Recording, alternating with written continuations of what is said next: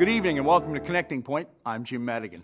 Tonight we're on the road in northern Connecticut, specifically Hartford County, with its 29 cities and towns, including Suffield and Enfield, Windsor, and Hartford, the state capital.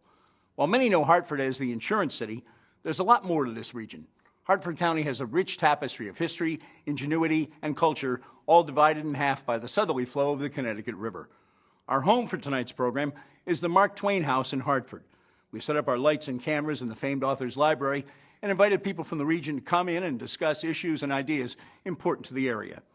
We begin with casinos. Despite proposed changes in their original plans, MGM is poised to build a casino in downtown Springfield.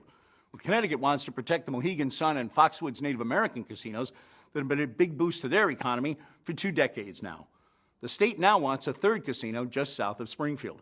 Well, former Springfield City Councilor Anthony Ravosa Jr. is part of a group proposing a gambling complex for East Hartford.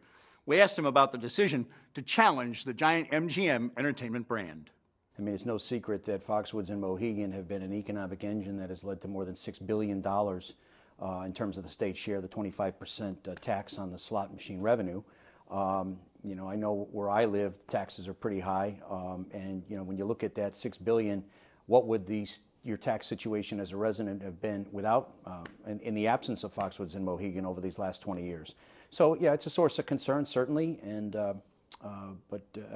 I like what we're trying to accomplish here. That's no knock on Springfield. I wish everyone the best at MGM. I want to remark at the outset that my family still has a building right at the epicenter at Court Square. We still own that. So it's in our best interest as a family to have all the positives take place that I think everyone are hoping for. I think the other thing is, as someone that has visited Aria in Las Vegas, MGM puts out a great product. You know, I'm a proud patron. When I get out there as infrequently as I do, but I could say a lot about the style and the class with which they approach their operations, and I think it's exciting for Springfield. Let's outline your group's proposal for East Hartford. Sure. It'll be at the old Showcase Casinos complex off 84. A lot of people know where that is. Slots and electronic gaming tables, restaurants, beer gardens, sports bar, a couple of other bars, a dance club. I've seen estimates that it's going to be in the $200 to $300 million range to develop. This is a big deal. It's a big deal, but nothing on a par with what Springfield is trying to accomplish, or on par with what already exists at Foxwoods and Mohegan Sun. Clearly this is focused on a more convenient type of gaming patron, but also I don't want to underestimate what the importance is of the restaurants and the entertainment value of this in a community that really needs to see those kinds of things happen. It's been a key component of every conversation I've had with both the mayor and the town council, who have been hugely supported. The support that I have in that town on the part of the political leadership has been fantastic. It's been refreshing. It's been an unbelievable collaborative partnership wherever it ends up. And I'm really happy that I selected the site that I did, and I'm the beneficiary of that level of support. Take me through this a little bit, because it's a complicated thing that Connecticut's talking about doing, as I understand it. The Connecticut law passed this year would allow up to 3 more casinos. Legislature would have final say, as I understand it, on awarding any casino license, but the Native American, Mohegan Sun, Foxwood groups would have to approve the new casino, and they would actually be running them. What would be is your part developing the property strictly, or how's it all working? Here's my take. I began this process 2 years ago. I envisioned a time when the state and the tribes were going to, have to respond to what was the competitive issues with other states, but more importantly, preservation of jobs, preservation of revenue.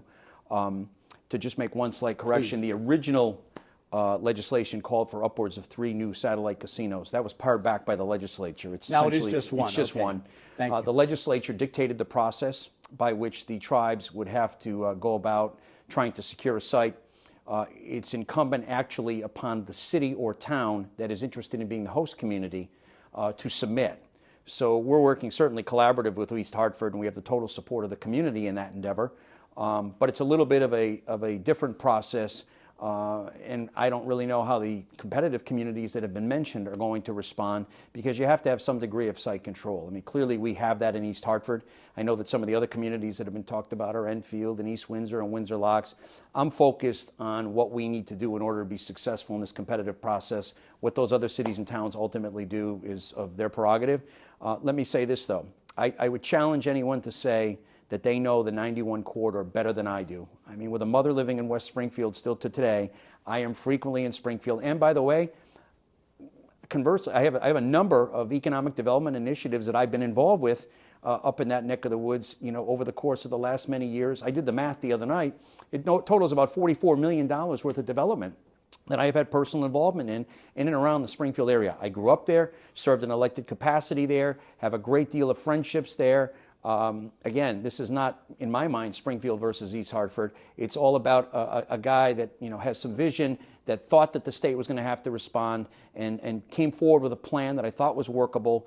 But let me mark my words, my commitment to continuing to try to do positive things in Western Massachusetts from an economic development standpoint is as strong as it's ever been. Most recently, one of my clients on a site that I led opened up an $18 million housing complex, affordable housing complex, a workforce housing complex in downtown East Hampton that we hope is going to be a cornerstone of the revitalization of downtown East Hampton. I've got a $4 million solar project that I'm involved with Con Edison up in Westfield. So those are indicative of my level of commitment there. But also, I have business interests here in the state of Connecticut as well. So happy to be involved with the numerous projects that can be success stories. So Let's really go in the weeds on this for a minute. Sure. MGM has brought a federal lawsuit. They say the Connecticut law, they say, is unconstitutional. It discriminates, they claim, because it only allows Mohegan Sun and Foxwoods, the Native American entities, to operate any additional casino that may come to Connecticut. Seems like, I'm not an attorney, but it seems like a pretty strong argument they're going forward with. How concerned are you? I'm not an attorney. I always said over the years with my father, one lawyer in the family was enough. But I could just tell you that based on, some conversations that I've had, with various sources that I consider to be far more versed in this than I, that the thinking that MGM is promulgating is not just adding up. So at the end of the day, that is going to occur. Whatever's going to occur is going to occur. I have no control over that. I'm purely focused on putting forward what I think is the greatest opportunity in Greater Hartford for the most transformative economic development project of its kind. If it's going to happen, there's every other site that's been talked about publicly, nothing carries a candle to the site in East Hartford. Nothing's got more visibility. We have 36,000 more cars a day driving by I-84 in that site than will go up 91 North on any given day. And again, before taking the step that I did, I evaluated a number of these other sites. And I made the determination I was going to put all my eggs in one basket and focus on the one that I thought was far superior than anything else out there. Anthony Ravosa Jr., thanks for coming in. Good to see you as always, sir. Appreciate your time. Good to see you, not in the debate format, by the way.